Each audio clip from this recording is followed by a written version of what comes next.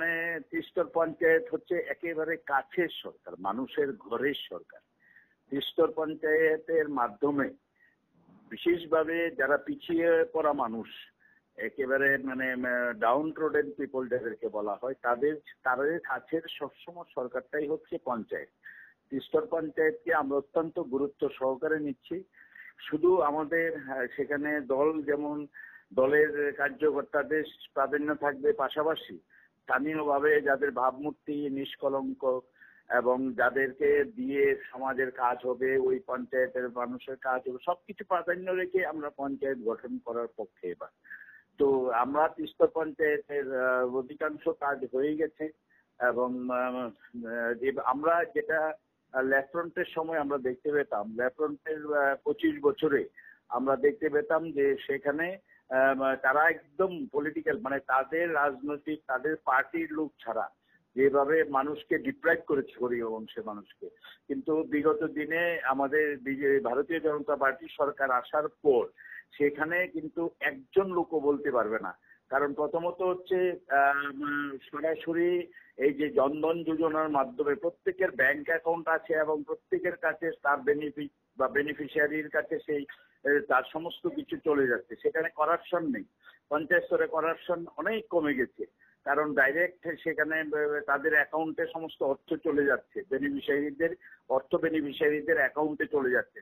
যেখানে আগে 9-6 করতো কমিউনিস্ট পার্টি, পঞ্চায়েতে বসে বা পার্টি অফিসে বসে বেনিফিশিয়ারি সিলেকশন, সেখানে একটা বড় দুর্নীতি, সেটা বন্ধ হয়েছে আপনারা দেখছেন এখন। এবং আমরা কোনোভাবেই পঞ্চায়েত স্তরে আমরা কখনো ভাবি না যে কে কোন দলের সমর্থক, কাকে আমরা সিলেকশন করব। এখানে দেখুন সবাই পাচ্ছে, কারোর কোনো অভিযোগ নেই গ্রাম স্তরে যে আমাকে বেনিফিশিয়ারি সিলেকশনের ক্ষেত্রে কোনো রাজনৈতিক মেরুকরণ করা হয়েছে, যেটা কমিউনিস্ট পার্টি করছে। সব মিলিয়ে একটা সুস্থ পঞ্চায়েত ব্যবস্থা ভবিষ্যতে আরো শক্তিশালী এবং সেটা ট্রান্সপারেন্ট হোক।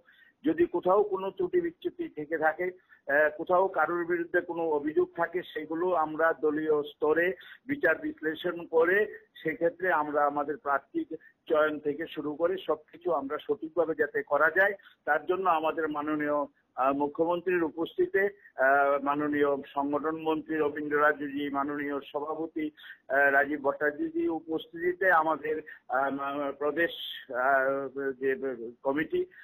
কমিটির সুদীর্ঘ বৈঠক হয়েছে। সেই বৈঠকে পঞ্চায়েতের ভবিষ্যতের রুটম্যাপ তৈরি হয়েছে। সেদিক থেকে এবারে নির্বাচনে আপনারা কোন কোন বিষয়গুলোর উপর গুরুত্ব দিতে চান বা বিরোধীদের অবস্থান নিয়ে কি বলবেন? দেখুন, বিরোধীরা লোকসভা নির্বাচনে আপনারা দেখেছেন শান্তিপূর্ণ নির্বাচন, বিরোধীদের ত্রিপুরাতে কোনো অস্তিত্বই আমরা দেখতে পাচ্ছি না।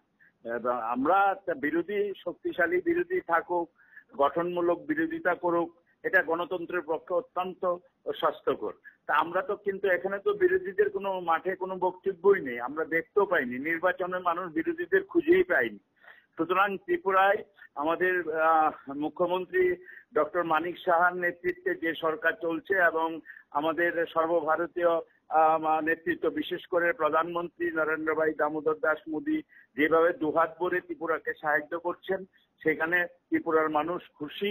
হ্যাঁ, তারপরেও যেহেতু কোথাও যদি ছোটখাটো কোনো ত্রুটি বিচ্যুতি থাকে সেগুলোকে সংশোধন করে আমরা মনে করি ত্রিস্তর পঞ্চায়েত এই রাজ্যের গ্রামীণ মানুষের সামাজিক রাজনৈতিক অবস্থার পরিবর্তনের লক্ষ্যে কাজ করে যাবে। বিরোধীরা বলছেন লড়াই করবে, কিছু কি বলবেন? লড়াই তো গণতন্ত্রে তো আমরা চাই। দেখেছেন আপনি 2023-এর বিধানসভা নির্বাচন একটাও অভিযোগ নেই, এবারে লোকসভা নির্বাচন একটাও অভিযোগ নেই, এবারে পঞ্চায়েত নির্বাচন আমরা তো চাইছি ওরা আসুক, কিন্তু ওরা তো সেখানে বিরোধীরা তাদের পার্টি অফিসে বসে বসে প্রেস কনফারেন্স করা ছাড়া তাদেরকে কোথাও দেখেছেন কোথাও কোনো গ্রামে কোথাও গিয়ে মানুষের সঙ্গে সংযোগ রক্ষা করতে? আমরা তো দেখি না। শুধু কিছু নেতৃত্ব তারা ঘরে বসে ওই নিজেদের কেন্দ্রীয় কার্যালয়ে বসে হম্বিতম্বি আর এই প্রেস বিবৃতি এর মধ্যেই সীমাবদ্ধ।